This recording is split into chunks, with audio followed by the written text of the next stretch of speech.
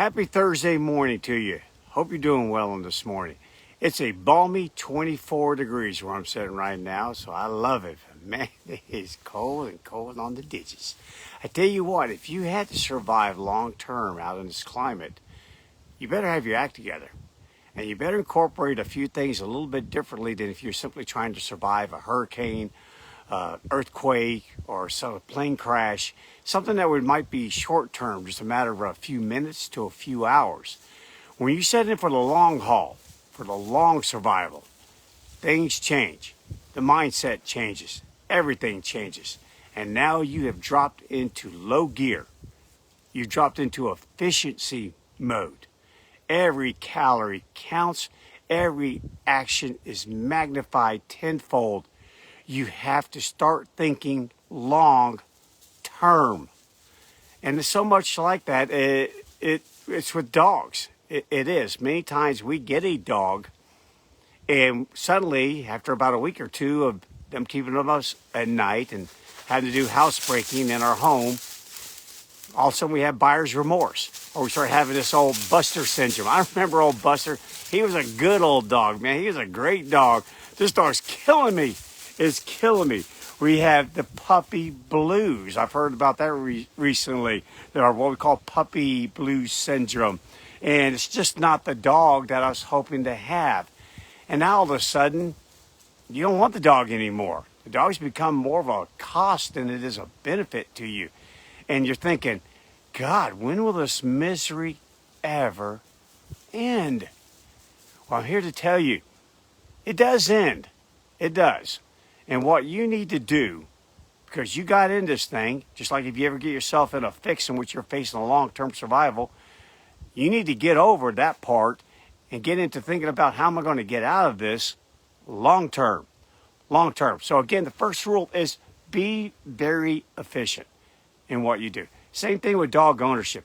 Be efficient. So many times we get a dog and man, it's so exciting. We got this dog, I'm going to take it for a walk. I'm going to do all this training. I'm going to go buy all this food. And I'm going to buy this nice apparel, these cool looking collars. And I'm going to just do. And I'm done. That's it. It was real. It was fun. But it wasn't real fun. And you burn out. You get burned out real quickly. As you find that this animal that you just brought into your house, it crimps your style. All of a sudden, you can't stay out with your friends late because you have to get back and go let the dog out. You find out all sorts of things. Just like even me yesterday. I was driving for 8 hours to get back up here in the mountains. And Cattle Dog just kept nudging me. I'm like, dude, what is up with you, man? What are you nudging me for? Well, rest stop.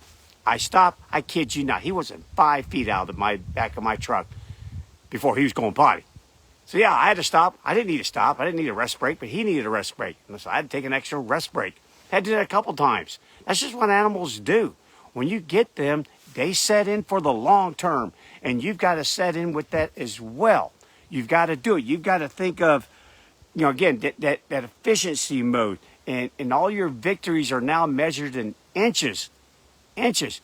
Yeah, if I was trying to survive out here right now, if all of a sudden I lost my pack, I had no ability to make a fire, and I had 100 miles to go to get to that distant mountain that you see over my shoulder. Man, things are going to change here in a real hurry. I mean, now it's going to be victories in which first I just need to take a couple steps, and then the steps turn into a couple miles, and then it turns into a full day out here, and then finally another sunrise. And if I keep in my head that I can travel a minimum of 3 or 4 miles a day, even with a really slow pace, even over rough terrain, I'll get this thing done in about 30 days. And that's what I need to think about. I need to think about surviving long-term small victories. The sum of all those small victories is your survival.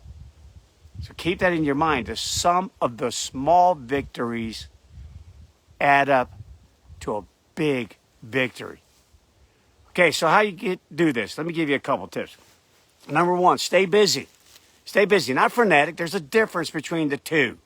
Stay busy. If I had to hump it out of here, 100 miles back that way, I got to multitask. That's right, stay really busy. I got to look for firewood, try and make a fire, primitive style. Look for water. Got to have water. Got to have something to eat. Got to have energy.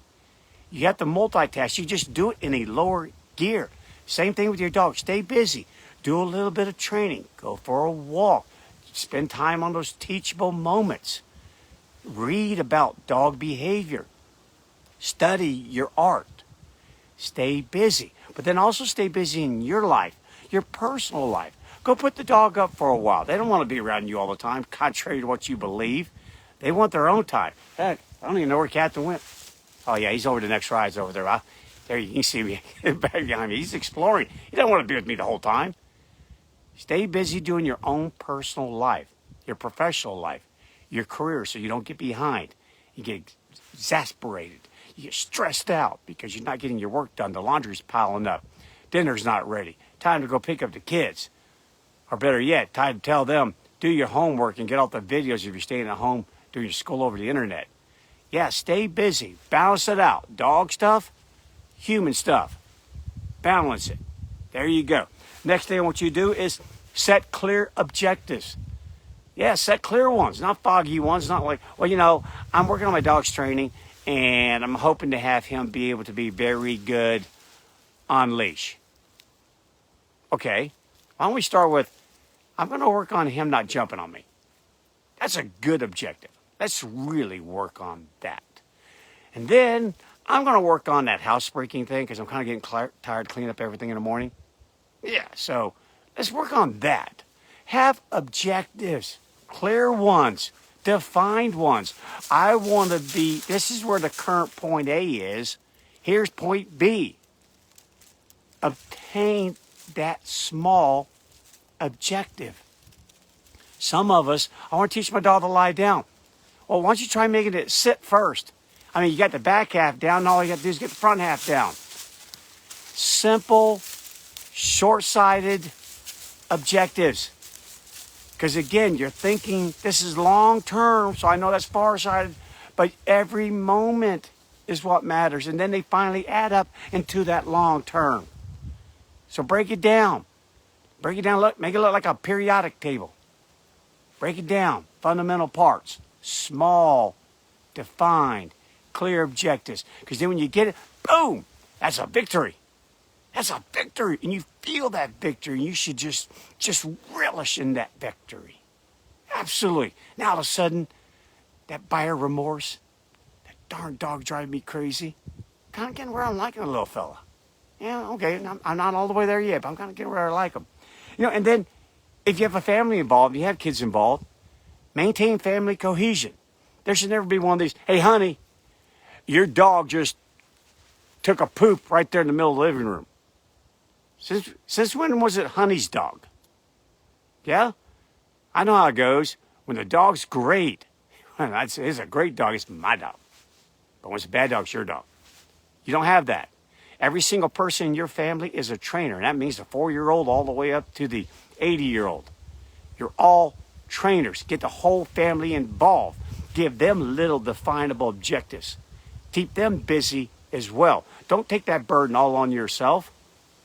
Spread it out. Spread it out. If I had to survive out here with 10 other people, I'm not going to be the only one looking for firewood. I'm not going to be the only one looking for passable trails. No. We're going to be divvying this thing up. It's called division of labor. Nature created that millions of years ago.